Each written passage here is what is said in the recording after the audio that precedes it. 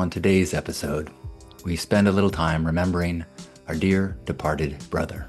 Our former co-host and sparky Janus, who has transcended his body into the formless state, and we share a peek into our own deep process of grieving together as a trifecta, and share a lot of gratitude along the way. Enjoy the episode. Welcome to Stay Sparked. We are longtime friends here to share conversations aimed to light you up.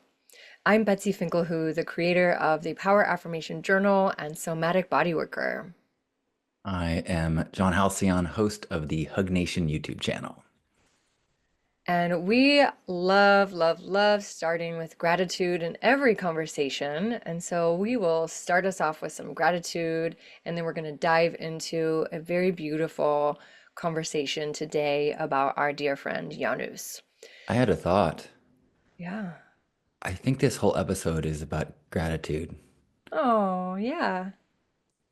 So, yeah, we're here to remember and be grateful for our friend Janus, our dear brother and co-host has passed on. Our Sparky. We call him Sparky because we did many episodes of Stay Sparked, the three of us. We started in 2023, I believe. And if you have been listening to us for that long, you probably have gotten to receive much of his wisdom. And we imagine by now you may have received the very deeply saddening news of his recent passing due to cancer in such a short time. And so gratitude guides us through grief. Gratitude guides us through life.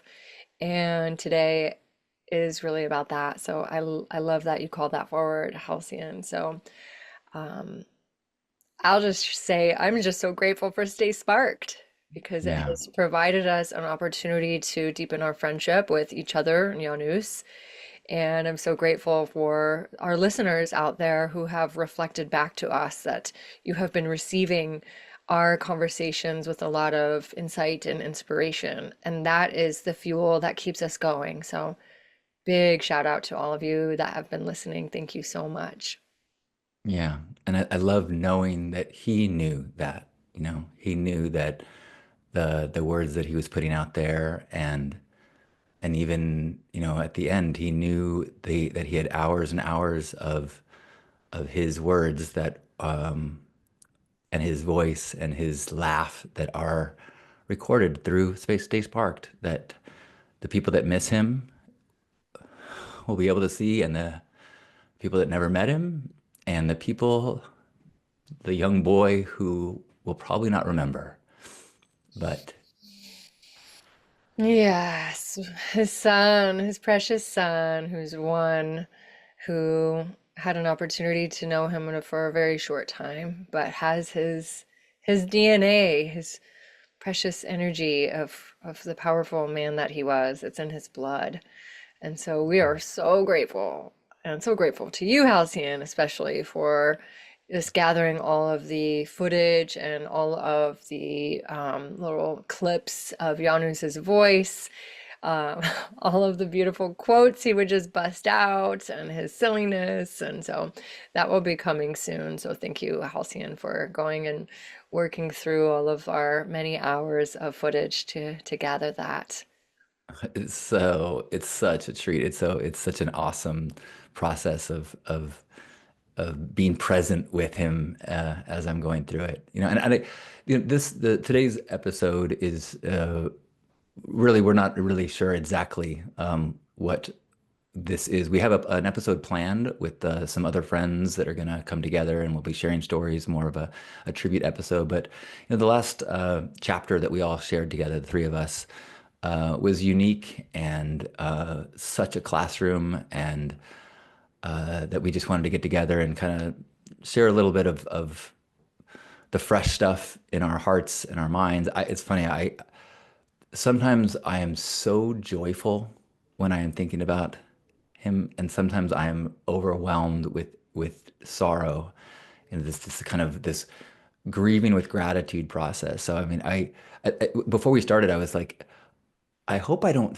sound nonchalant, because I'm not touching the tears in this moment, but I've already got a little, little teary. So, Yeah, um, well, I would imagine we both could probably fill up some bottles of our tears at this point. And I also want to just echo that the authenticity of this conversation, not really having the very specific knowing of what's going to come through, but really recognizing that we were some of the closer people to him towards the end of his days.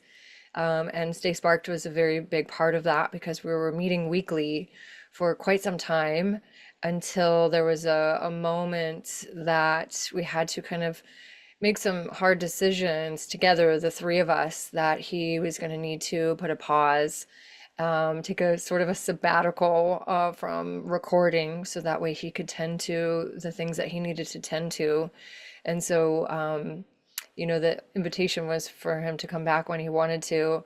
But unfortunately, that was the last time. And I think we have been really going through quite a journey of facing his death with him because we were right there with him, not always physically, but we were aware of what was happening, and we had the very special privilege to get to see him just a couple days before he passed, which I've never had that opportunity to be with someone in their final days, in their final breaths, let alone the three of us getting to hold hands in that very tender and vulnerable moment and be with him and let him know that we are honored to carry his legacy forward. What a deep, deep honor and special gift that he gave us. I feel that changed my life in such a big way. that we had that one moment of us all holding hands, and it was a profound like culmination of so much, and so yeah, it was like an eternal moment. Yeah. I mean, Mhm. he was diagnosed in Thanksgiving, had a hospital run, and came home from that, and kind of the expectation was all was going to be fine.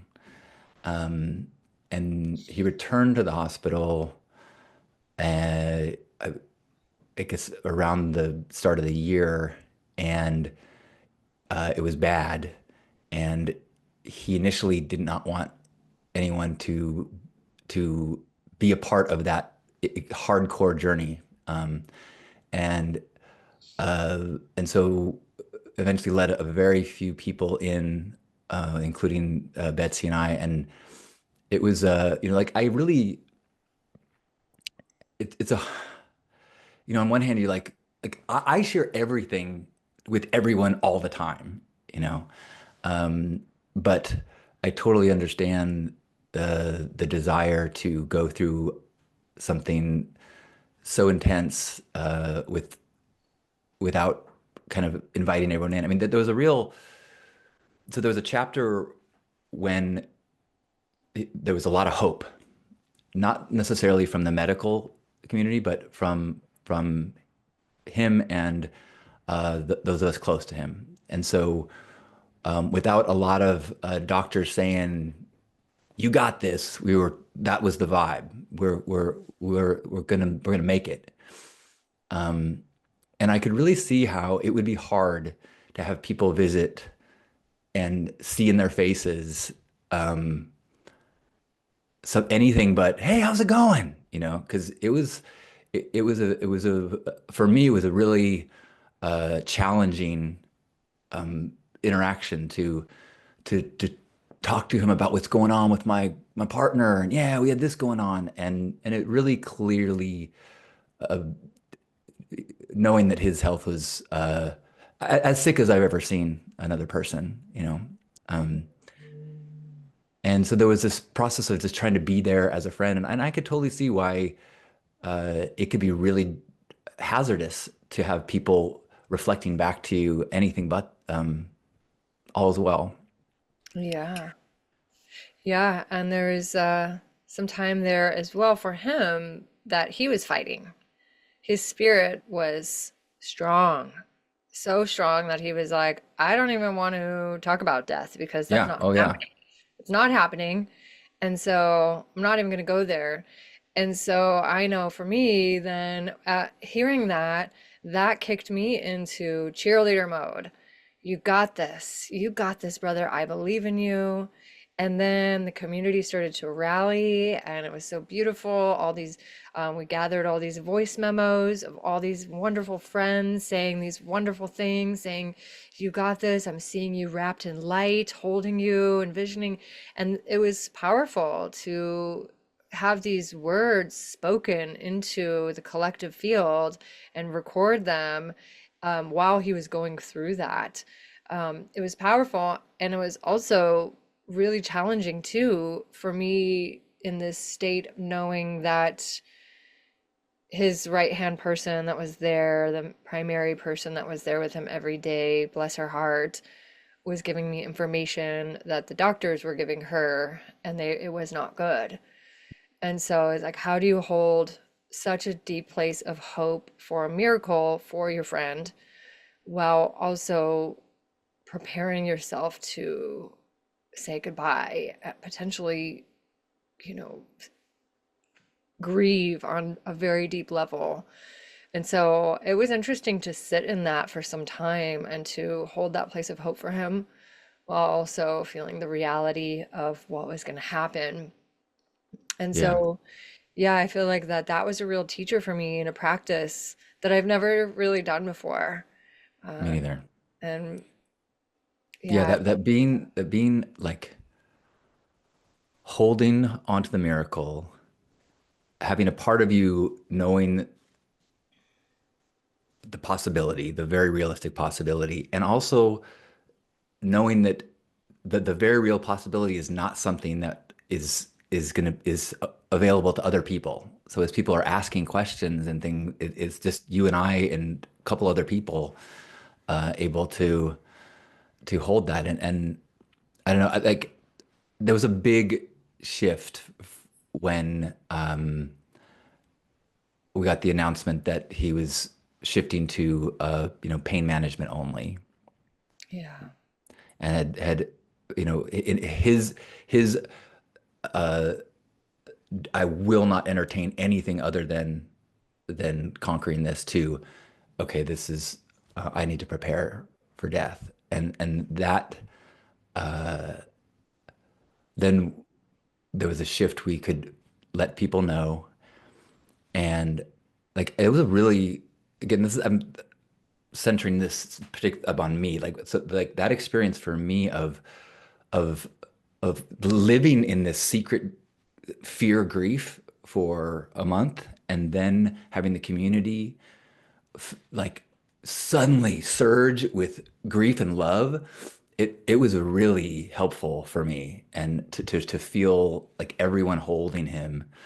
And Yeah. then we were able to speak to him in a way that we couldn't before. The visits that I had before were chums hanging out, and then when we got to visit him in that last visit, got to say the things that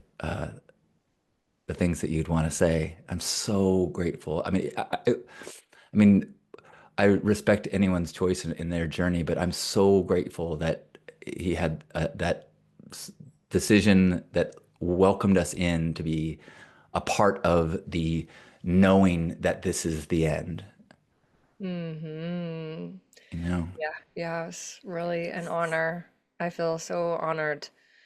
And the way that it happened for me to get on a plane on Wednesday morning, knowing that I had to go straight to the hospital because he might not make it another day, was like a pilgrimage. It was so surreal to be on that plane, knowing that I'm about to go be with my friend in his final moments, and just so many feelings. You know, I've never gone through a training before of being a death doula or saying goodbye to a friend. And so thankfully, I have some people close to me that are death doulas and have been there before. And so I'm very grateful that I was able to receive some coaching, specifically from this woman who started an organization called the Center for Conscious Living and Dying. And so I just kept listening to her memo over and over again. And some of the things that she kept reminding me is to just really be you, just come in your own authentic light and create a space for him to share anything he might want to share and let yourself just be real and authentic. And so that's what I did.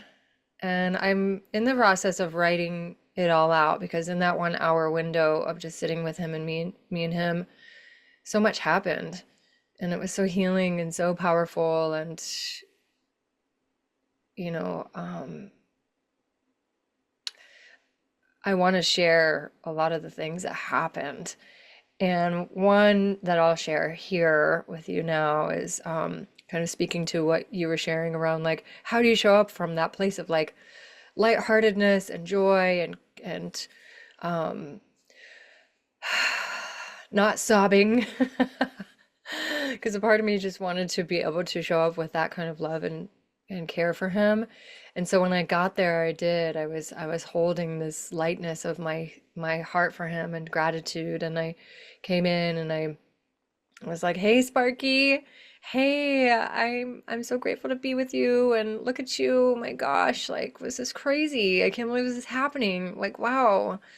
And he couldn't really talk that much, but he was, as he was kind of like kind of settling into me being there, he was like a little bit fidgety and his eyes were sort of closed and open a little bit at a time. And then after about 5 or 10 minutes of just kind of settling into the uncomfort of being there with seeing my 6'4" friend, very frail, I felt my tears start to well up inside my heart. And I held his hand and I said, "I'm really going to miss you." And I let my tears out and he opened his eyes really wide and he picked my hand up and pulled it close to his heart. And he looked me right in the eyes and he like received my tears on such a deep level. Mm. And it was so powerful because this idea of like, oh, I don't want to be sobbing or, you know, a mess when I'm with him on his final moments. But really, I saw how that actually was an expression of my love that he was able to receive. And it was important to be able to let those tears to come through. It provided a space for a deep connection. And so that was one very special moment that I'm so honored and so grateful that I got to have with Janus before he passed. That's there was we kept using the term liminal space. Like the last chapter, he was, kind of in and out and between worlds. And I mean I feel like witnessing your tears from that space is one of appreciation and witnessing of the depth of humanness of you, connecting to the depth of humanness in him, without any of the sadness or, like, yeah, it was, I the moment that I am treasuring so much when we were holding hands and getting to thank him. Uh, I didn't say goodbye. I said, just listed all the attributes of his, all the things, the courageous things and moments and things I witnessed that affected me in the ways that he has lived as a man that have changed who I am as a man. And the things that, you know, they're hard for a man to say to another man. Mhm. And and to have, his eyes in this moment of like saying, if there's anything, I don't want to die with, I don't want to leave with this in me. I want you to know and to be able to, Mhm.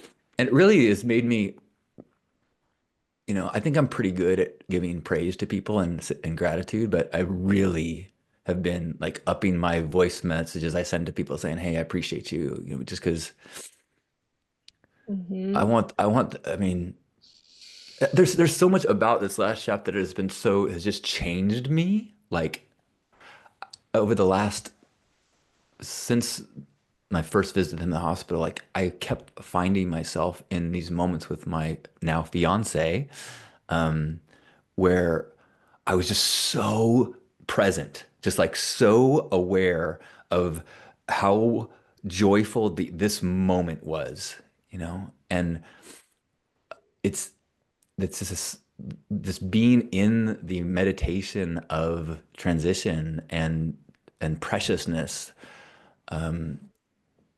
has been so powerful. I mean, it's one of those grieving with gratitude. It's one of those silver linings of like, thank you for this gift, brother, of helping me see that every moment I have with you is such a gift, and every moment I have with everyone is such a gift. Just stay, keep remember. Yeah, and his passing has brought a tidal wave of connection. I have been connecting with people I haven't connected to in years because of his passing. It's pretty incredible because he knew so many people and a lot of the same people, but I didn't keep in touch with a lot of the people that he kept in touch with.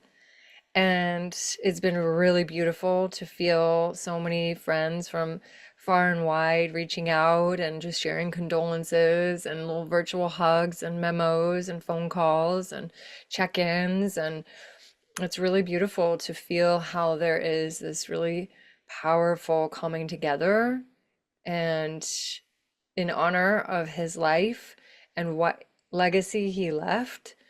And one of the things that I'm really noticing within myself about it too is that in his in the celebration of who he was to so many of us, whether that be the recordings on Stay Sparked or some people were sharing text messages that he shared because he passed and then people go back on their text thread and look at everything that they shared and pictures and all of that, and there was quite a few reflections of these really kind, loving, uh, wonderful text messages um, that people were recalling. And I was just considering how every interaction that we have is our legacy, everything. And so recognizing that we were recording part of his legacy also means that we are recording our own legacy as well. And every message that we send to another person, it's recorded. And so if I were to die tomorrow, what kind of messages do I leave behind? And so to continue to be even more mindful and aware around how I am communicating, how am I um, moving through the world, and am I going to be projecting anger and frustration and resentments and judgments, or am I going to hide? I notice actually, I don't know if it's because of spring, it's coming, but I also noticed in his passing, I started to come out a little bit more of my shell because I've been a little more reclusive in the last few months. And his passing has really helped me to remember to stay connected and to reach out to my loved ones and to make an effort to be engaged in the community because we need it. This world has got a lot going on. There's a lot of grief happening from people passing and from the state of the world. And our connections to each other are vital. And the way that we connect to each other is vital as well. And so thank you, Janus, for giving me that reminder to keep showing up in the best way that I can. Totally. I mean some people think of it as morbid. I think about it a lot of like, what do I want my legacy to be? What do I want the stories to be told? What do I want the people who have crossed paths with me? How do I want them to be better people, more loving people because of the ripples that my life put into them? And I think about the ways that the ripples that he put into me. And Mm. it's been so my friendship, I think our both of our friendships really got much deeper when we started doing this together. Um, and other the origin. So we were social friends and continue to have beautiful conversations over the decade plus that we've known each other and had adventures together. But a little over 2 years ago, was at a party, and for whatever reason, I kept getting in the conversations kept getting negative, Well, and it was a Halloween party, that's true. and the theme was dark energy, no fairies or No clowns, bananas, no no, yeah, no, clowns, nothing no. light. It was like only demons, dragons, and vampires allowed at this Good point. party. Right. So I was dressed as a ghoul. I actually painted my pink hair black and had horns. So the whole tone was dark. So maybe the conversations were really, I was not feeling good. And then at the end of the party, I had I think separate conversations, one with you, Betsy, and one with Janus, and each one you guys took this this the world and just went click, and it was beautiful. And I was like, whoa, like, and then I reached out and said, hey, would you guys be up for having conversations like that and recording them and sharing them? And it was so funny because you know I think both of your reactions was like, I don't, I don't know how to do that. And then of course, as soon as we started, you guys both crush it. But but one of the other thing is that when we we we didn't just like show up to an office and record a, a podcast. We would come together and hang out for 15 to 30 minutes, and just talk and check in on our lives. And I was thinking about it like, except for my partner, you guys are the people I spent more time with than anybody else over the last 2 years. Mhm. And we knew the most about what's going on in our lives. And so the conversations that we shared, they weren't performances, they were conversations. And so as I've been going through these archives, and it's such a treasure to hear his voice. And again, it's not like him giving a speech.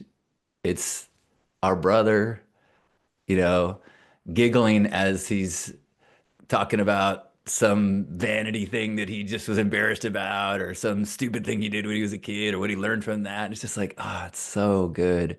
But Yeah.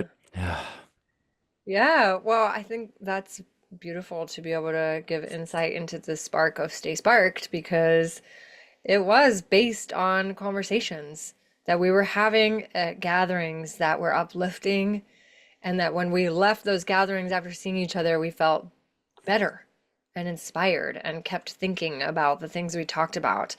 Hopefully, people out there have those kinds of conversations with friends.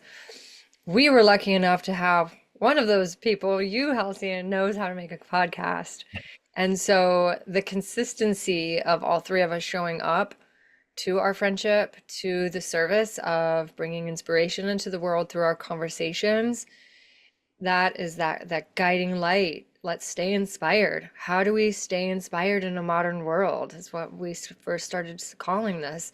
And so, what I want to bring it back home to also for our dear soul brother Janus is that the last year of his life was quite challenging. It was, I would feel safe to say, probably one of the hardest years of his life.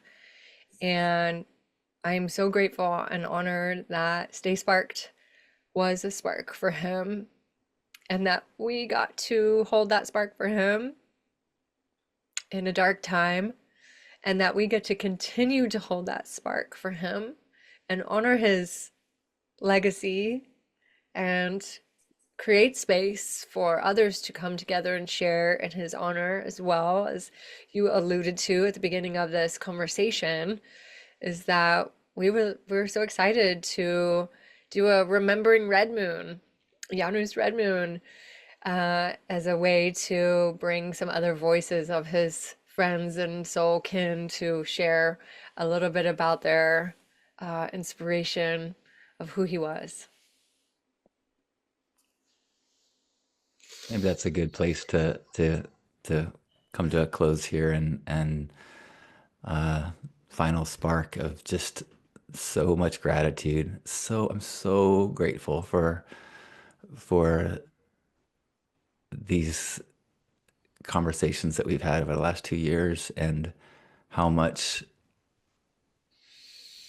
what a beautiful, courageous human being um, that I feel so lucky to have shared so much time with, and I'm a better man. I'm a better man because of him. I love that so much. Yes. Yeah. I feel so much gratitude for this opportunity to get to harness the power of technology to share in these ways with our vulnerability, our authenticity, to get to commune with those of you out there that are listening. Maybe we've met, maybe we haven't, but there's a closeness that this brings, and it feels so good. And I'm so grateful to be able to transcend space and time in these ways by sharing our hearts and sharing our grief and sharing our love. And I hope that this conversation might spark you guys out there to follow your inspiration and don't hesitate because this life is precious. You know, whenever anyone passes, it's always that message just comes back again and again and again. Life is so precious. Every moment is such a gift. And when we can really remember that this is temporary, this is all temporary, then hopefully we can make the most out of it, even when things are challenging. So thank you, Halcyon, for being a spark of inspiration here. And I'm excited to see what is born from this great loss of our recently departed Sparky. He's still with us in spirit form, and something else is going to be born from this. I can feel it. It already is. So Yeah, feel free to reach out to us, those of you out there. We love your messages. Um, and I think we'll close it up with that. that's beautiful. Yeah, we love you, brother. Thank you, everyone who has been a part of receiving the ripples and spreading those ripples in the world. Thank you. I'll close it out with an affirmation of cherishing each and every moment. And so, if you like, you can close your eyes and take a deep breath and affirm internally, I cherish this moment. I honor this life. I cherish this moment and I honor this life. I allow myself to feel all my feels that come along with great loss. I allow myself to feel all the feels that come along with great loss. And I allow death to be a teacher for me. I allow death to be a teacher for me. Thank you, life. Thank you, death.